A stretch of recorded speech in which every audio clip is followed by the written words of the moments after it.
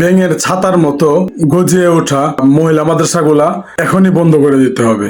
এর লাগাম টেনে ধরতে হবে, না হয় ভবিষ্যৎ অন্ধকার এবং পাপে দুনিয়া ভেসে যাবে।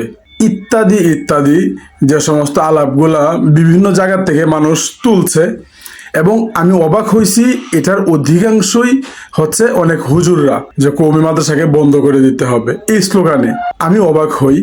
একটা জিনিস মনে করেন, আপনার একটা জায়গায় ব্যথা হয়েছে, আপনার আঙ্গুল কেটে গেছে, আপনি কি আঙ্গুলটা কেটে ফেলবেন নাকি চিকিৎসা করবেন?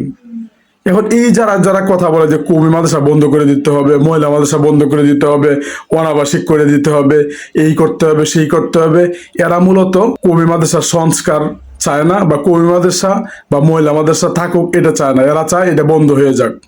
এটা দিনের একটা অন্যতম একটা খেদমত, এটার দ্বারা অনেক বড় একটা খেদমত হয়ে যাইতেছে সমাজের মধ্যে।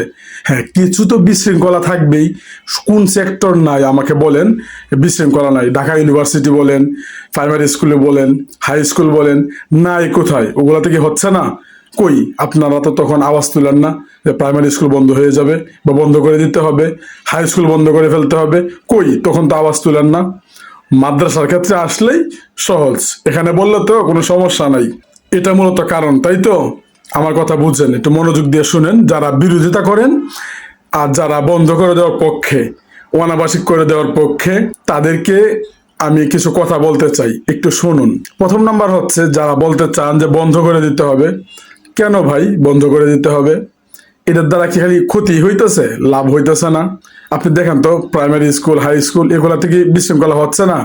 অপকর্ম হইতেছে না? আলিয়া মাদ্রাসাগুলাতে অপকর্ম হইতেছে না? কই? সেটা তো বন্ধ করতে বলেন নাই। আপনি বন্ধ করতে না বলে আপনি এটা বলতে পারেন যে কওমি মাদ্রাসা বা মহিলা মাদ্রাসা সংস্কার প্রয়োজন, কিছু পরিবর্তন, কিছু সংস্কার প্রয়োজন, পরিবর্তন প্রয়োজন, কিছু এদিক ওদিক করা প্রয়োজন, সিস্টেম পরিবর্তন দরকার। আপনি এটা বলতে পারেন, তাহলে বোঝা যাইতো যে আপনি একজন কল্যাণকামী মাদ্রাসার। কিন্তু আপনি বন্ধ করে দিতে চান মানে বুঝতে হবে যে আপনি ঠিক আছে, আপনার মাথা আছে, কিন্তু আপনার বুদ্ধি আরেকজনের কাছে বর্গা দিছেন। ওদের বুদ্ধি দিয়ে আপনি বক্তব্য দেন, আপনি কথা বলেন। একটা মাদ্রাসা চলতেই পারে, হ্যাঁ, আপনি সংস্কারের কথা বলতে পারেন যে আবাসিক শিক্ষক রাখা যাবে না, শিক্ষিকা দ্বারা নিয়ন্ত্রণ রাখতে হবে, এইভাবে পরিচালনা করতে হবে, আপনি সিস্টেম বলে দিতে পারেন। আপনি সোজা বন্ধ করে দিতে বলতে পারেন না।